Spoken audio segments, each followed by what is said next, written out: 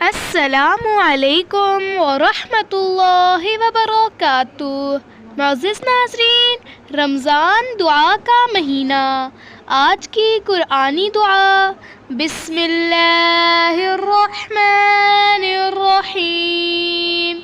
ربنا تقبل منا انک انت السمیع العلیم۔ آج کی مسنون دعا۔ اللہم انی اسألک الجنة وما قرب الیہا من قول وعمل واعوذ بک من النار وما قرب الیہا من قول وعمل۔ رمضان مبارک کا تیسرا عشرہ جہنم سے نجات کا، لہٰذا 21ویں روزے سے آخری روزے تک اس دعا کو کثرت سے پڑھیں۔